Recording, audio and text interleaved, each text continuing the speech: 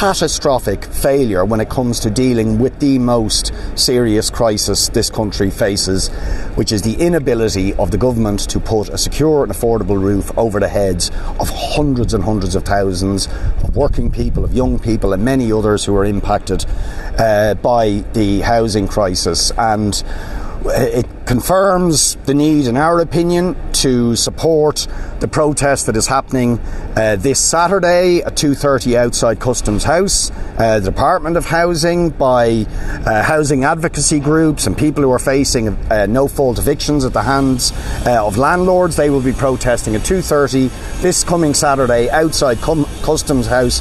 And we hope all of those who are furious, angry and affected by the housing crisis, by the homeless emergency that we're facing, will come out and join that protest, because as the Commission says, we need a radical reset of housing policy, and in our case, we have been calling for weeks and weeks and weeks just for the government to give an update on the Housing for All strategy progress.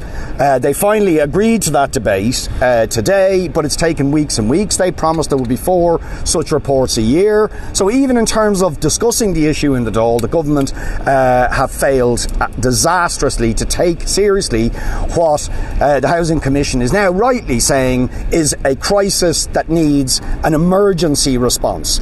The government's targets for housing, hopelessly inadequate. Their ability to deliver, hopelessly inadequate. The proportion of housing that is actually affordable to ordinary working people, totally inadequate. And you can add to the Housing Commission list the fact that there has been no serious action or effective action by the government to deal with the utter scandal of vacant and derelict property, of land hoarding and speculation by property developers and property vulture funds and cuckoo funds and so on.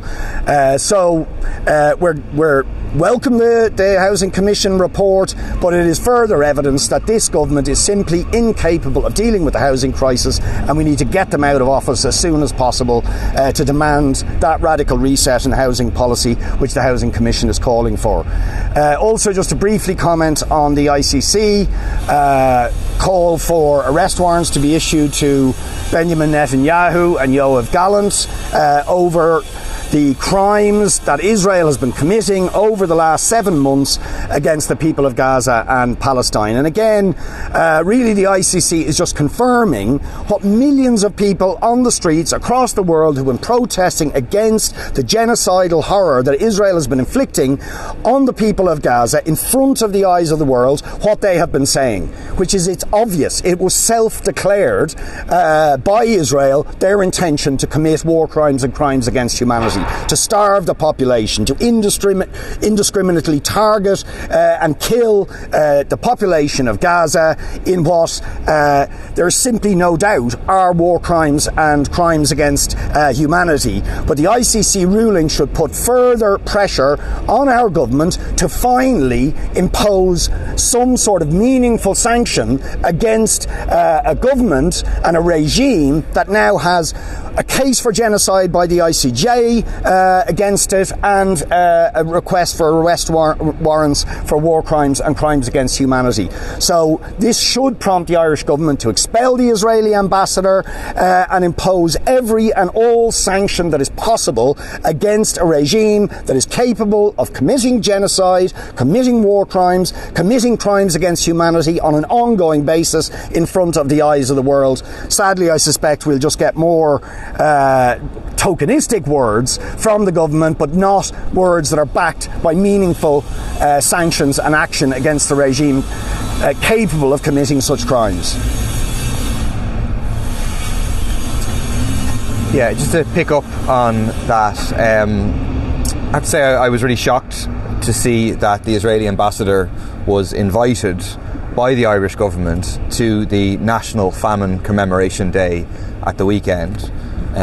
This is an issue I've actually been pushing on for proper commemoration and recognition of the famine since I've been in this Dáil, but it is just sickening to have the representative of a regime which is consciously imposing a famine on the people of Gaza as we speak, to be invited to commemorate our famine, where similarly it was a manufactured famine by British imperialism and by capitalism. And the idea that it is in any way appropriate to have the Israeli ambassador invited to such an event, I mean, it really boggles the mind. I've seen Rodrigo Gorman, the minister, out defending it, suggesting that it's in some way normal or appropriate or whatever. It is the most inappropriate thing imaginable. I mean, the only thing the Israeli ambassador to Ireland should be getting from the government is an eviction notice. She should be sent home. She's representative of a regime that is, committing genocide as we speak, which includes a very, very conscious famine on the people of Gaza. Secondly, I think in the last couple of weeks we have very good examples, unfortunately, of how this government sometimes talks the talk in terms of climate action, but then bows down to the interests of corporate profits at every single challenge, and puts those corporate profits before the interests of ordinary people and before the necessity of climate action. We have reports that the consideration of a ban on further private jets in Dublin Airport is going to be shelved.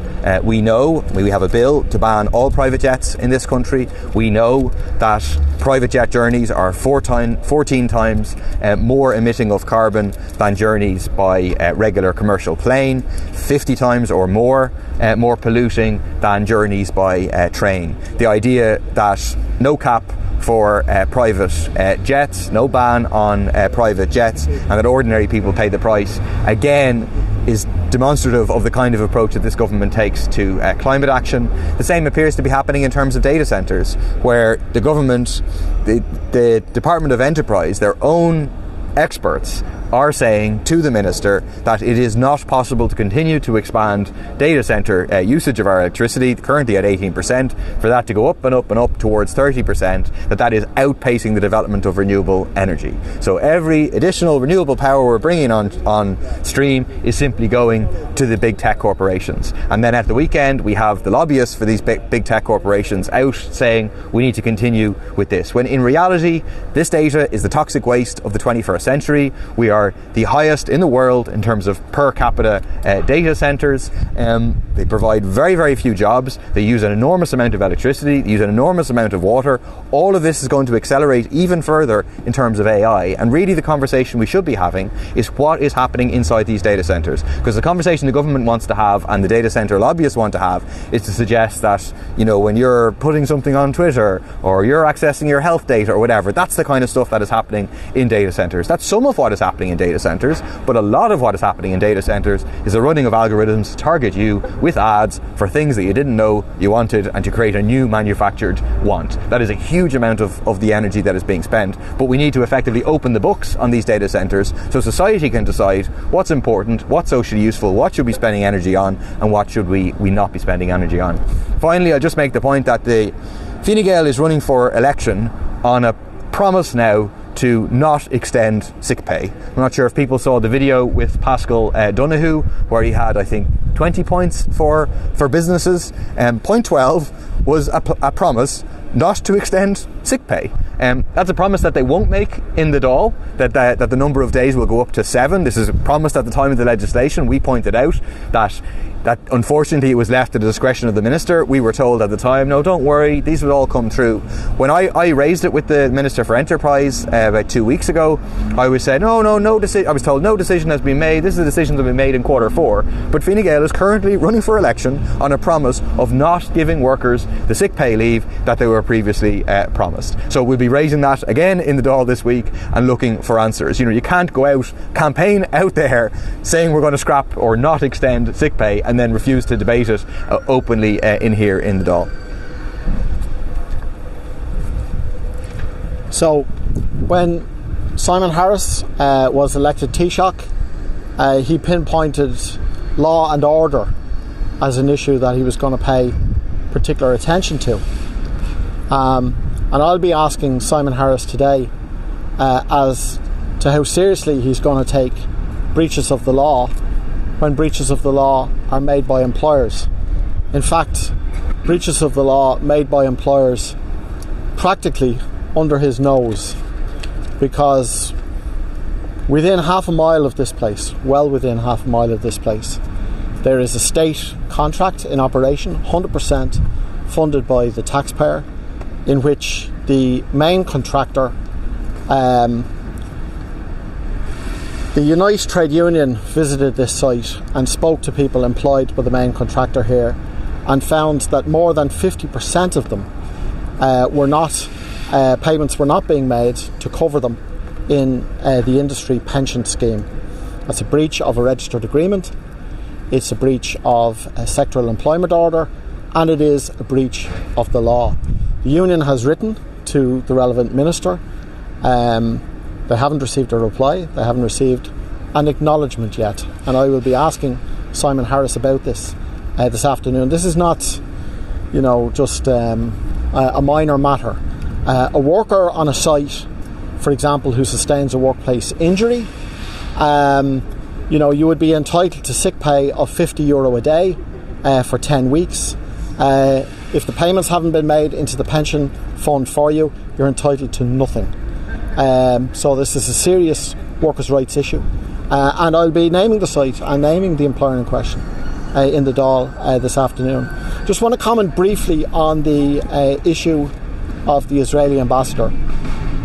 So the position as it stands now is that the government refused to expel an ambassador who's representing a state whose Prime Minister and Minister for Defence, the prosecutor for the International Criminal Court, has applied for an arrest warrant against them for war crimes, including the crimes of starving other people.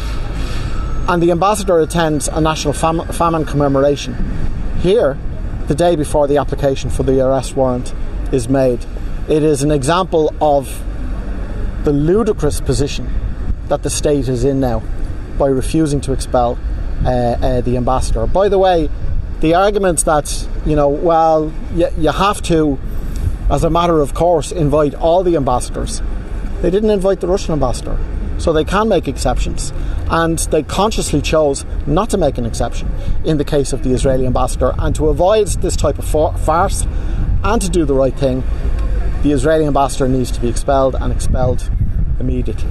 Can I ask your opinion on the statement that was issued by the Israeli embassy yesterday? They said equating Gaza and the Irish famine is not only inaccurate with regard to Gaza, it diminishes the scale of what the Irish people suffered through those tough years with little aid was available or forthcoming, blah blah, aid is going to Gaza. The only problem with aid in Gaza is not the delivery to Gaza but the distribution within Gaza. Unfortunately, within Gaza, aid is often stolen or held by Hamas, causing deprivation among the population. Israel has been scaling up its efforts in order to make sure more aid gets in, etc, etc, etc. Do you think that's the right and proper statement? Do you think they're right to say that it's wrong, misleading and inaccurate to link what's going on in Gaza to the Irish famine? Well, I think a representative of the Israeli state talking about how best to commemorate the Irish famine is a bit rich, to put it mildly. And I think people looking at that whole situation will say, how can you commemorate a famine that took place in the century before the last at the same time as you are organising a famine in real time today? It's an outrageous position. It's not tenable. She has to be expelled. Do you accept the position that the Irish government always say when there's calls to expel the Israeli ambassador that we need to keep diplomatic ties open because they would send everyone back, and we need that presence in the consulate over there and the embassy over there to help out Irish citizens who may need help, etc, etc? Do you accept that kind of argument? Okay, that was an argument that was made some months back. Many people disagreed with it. Some people said that was a fair point. There was Irish citizens trapped in Gaza at the time. That's not the position now. And look at what's happened this week. The prosecutor for the International Criminal Court has applied for arrest warrants for their defence minister and their prime minister. And the government here is still saying the Israeli ambassador stays, gets invited to national famine commemorations and the like. It's a completely untenable position. She needs to be expelled this week immediately. Paul and Richard, you both used the word genocide in relation to Israeli action, but the International Criminal Court is actually charging them with the crime of extermination and murder, which is slightly below it, very serious still. But will you modify the language you're using in relation to the International Criminal Courts? No, absolutely not, because we have two international legal bodies now who've indicted Israel for their crimes in Gaza.